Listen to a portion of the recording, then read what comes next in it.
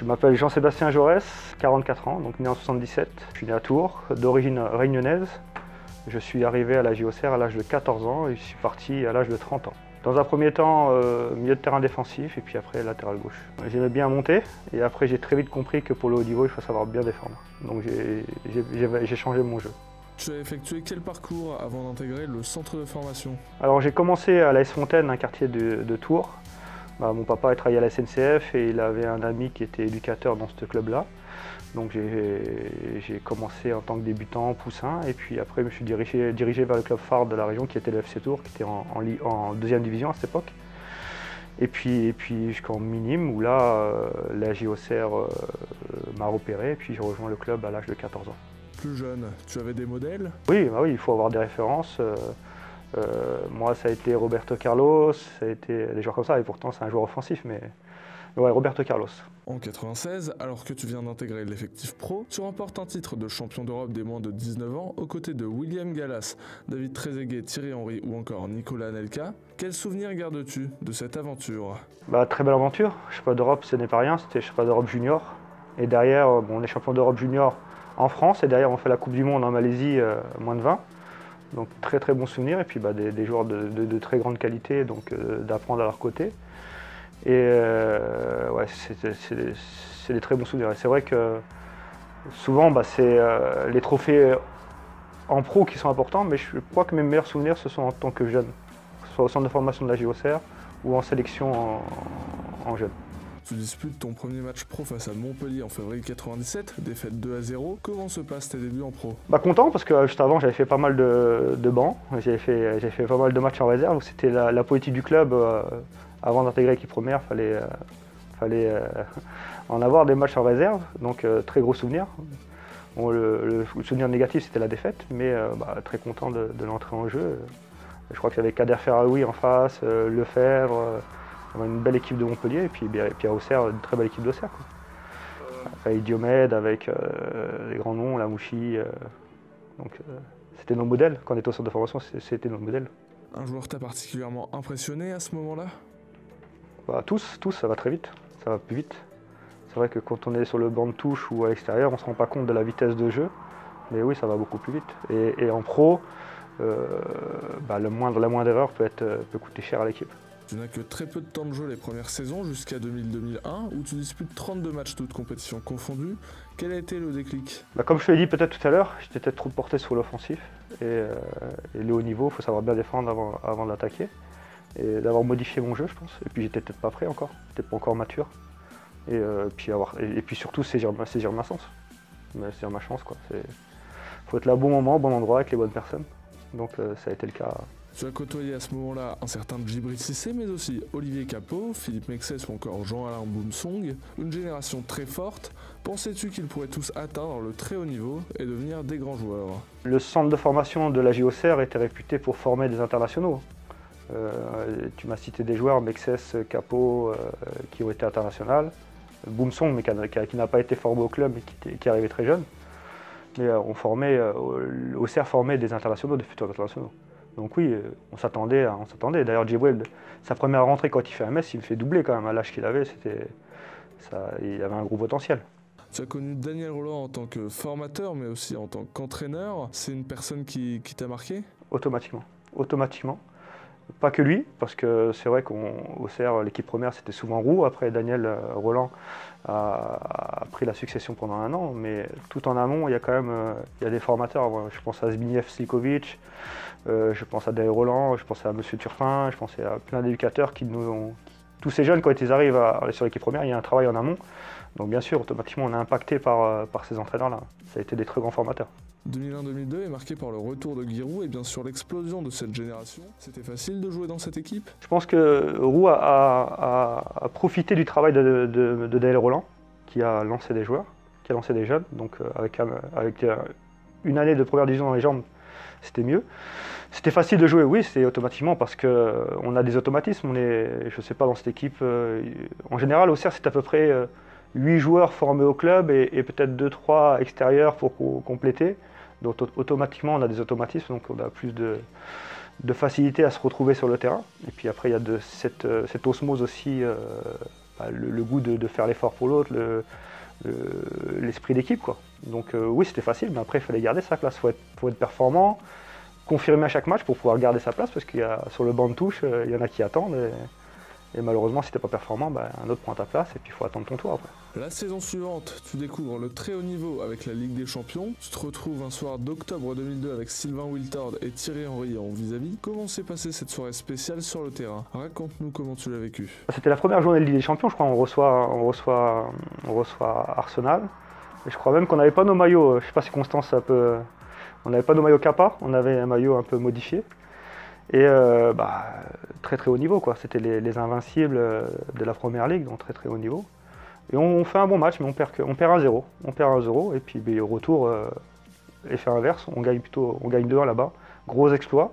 On fait vraiment un très très gros match et on mène 2-0, il revient à 2 en fin de match. Intelligemment joué de la part de Yann Lacher, qui n'avait pas du tout le temps de contrôler.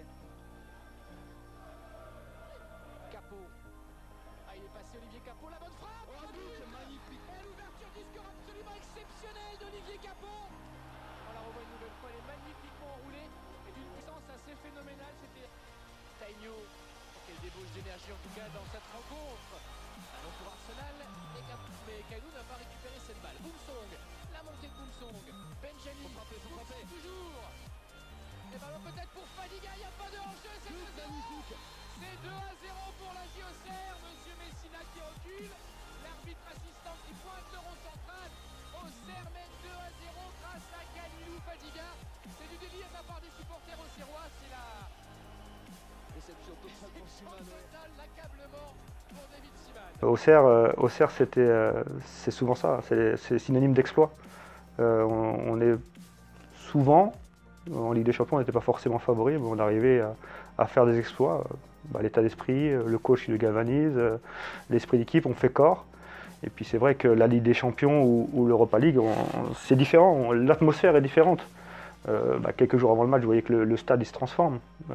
Les conférences de presse sont différentes, il y a plus de monde en conférence de presse. Aux entraînements, une autre atmosphère et ça vous fait élever le niveau, quoi. Quand on joue face à Pires, Henry, Kohler, Kezman en Ligue des Champions, c'est facile après de revenir jouer en Ligue 1?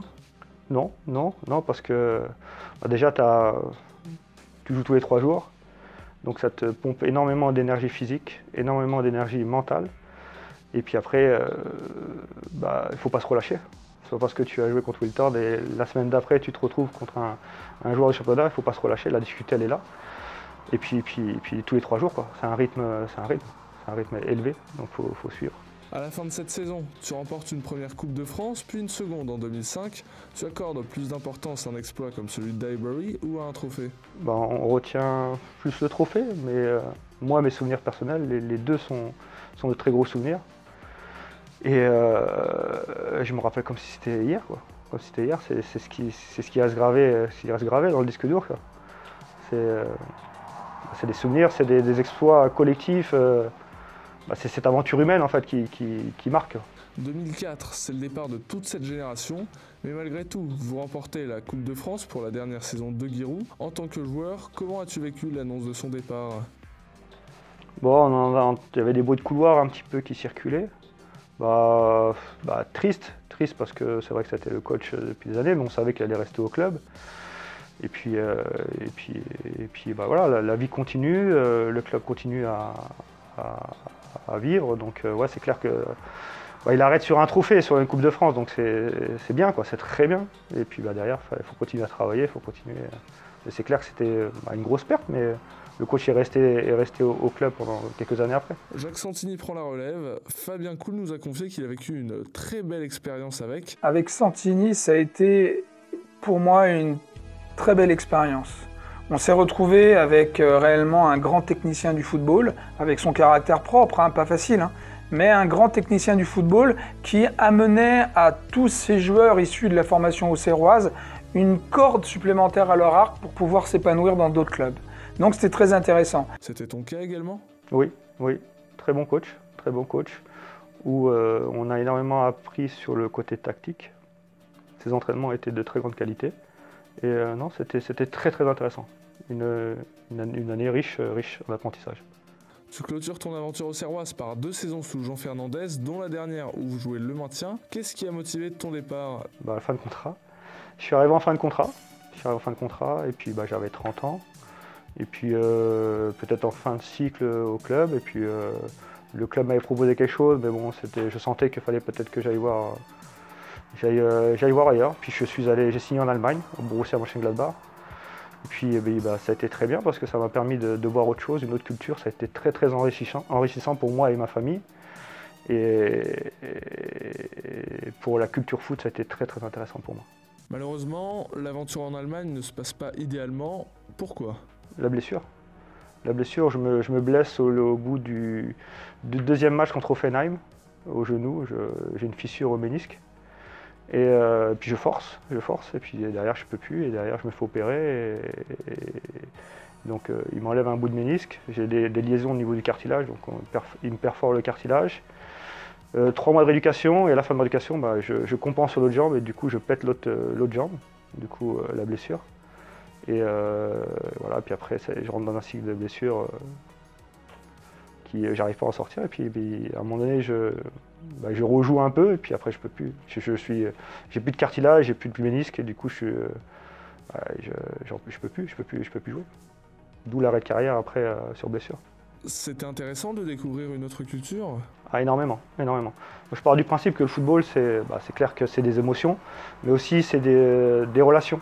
Des relations qu'on peut avoir avec différentes personnes, des joueurs d'autres horizons, d'autres cultures, ces échanges-là, avec d'autres coachs avec des façons différentes de penser. Et puis en Allemagne, ça a été hyper enrichissant, où là, vous avez cette discipline, ce respect pour les supporters, c'est le respect pour l'institution, on ne touche pas aux anciens. Et puis le travail, la culture du travail, la course sur le terrain, il faut courir. Et puis le jeu vers l'avant, le jeu allemand vers l'avant où c'est magnifique. Et puis ces stades pleins, ces stades magnifiques. Prends ta retraite en 2011, quel regard portes-tu sur l'ensemble de ta carrière ? On peut toujours mieux faire, il y a toujours mieux, mais il y a aussi moins bien. Donc fier de ma carrière, content de ce que j'ai pu faire, des personnes que j'ai pu rencontrer, des personnes, ce que j'ai pu apprendre d'eux. Et puis après ma carrière, je vais à La Réunion où je m'enrichis aussi du côté amateur. Donc c'est hyper enrichissante, une carrière enrichissante. S'il y a un joueur dans toute ta carrière, pas forcément super médiatisé, qui t'a impressionné, lequel ? Bon, il y en a beaucoup qui sont peu médiatisés mais qui sont très forts. Ici, Tenio. Il y en a plein ici qui étaient très forts. Stéphane Maille à mon poste. Tout à l'heure, tu me demandais de ma référence en tant qu'arrière gauche, c'était Roberto Carlos. Mais à la JOCR, on avait Stéphane Maille qui était extraordinaire. Donc il y a plein de joueurs qui sont sous-médiatisés, mais qui sont très très bons. Dès 2012, tu deviens entraîneur à La Réunion dans le club de Sainte-Pauloise FC. Qu'est-ce qui t'a motivé à prendre cette direction ? À La Réunion, de par mes origines. Et puis après, fini sur une carrière sur blessure, on te dit il faut arrêter, tu peux plus. Donc déception, un coup mentalement. Donc à un moment donné, tu veux, après tous ces sacrifices qu'on peut faire en tant que footballeur, profiter un peu de la vie, de la famille, décider de partir à La Réunion, profiter un peu. Et en même temps passer mes diplômes, parce que pour moi c'était une suite logique de passer de l'autre côté de la barrière en tant qu'éducateur et entraîneur. Et puis j'ai passé mes diplômes à La Réunion, puis mon DEF à Clairefontaine, mon BED aussi en métropole, puis aujourd'hui mon formateur. Mais super parce que je bascule dans le côté amateur, où c'est le cœur du métier. Et là tu apprends beaucoup de choses, où tu prépares des séances, mais souvent tu prépares une séance pour 15, mais souvent ils sont que 8 à l'entraînement parce que chacun a ses problèmes. Mais hyper formateur, quand tu retrouves après un club pro, tu es bien quoi. Où se situent les différences entre le football français et réunionnais ?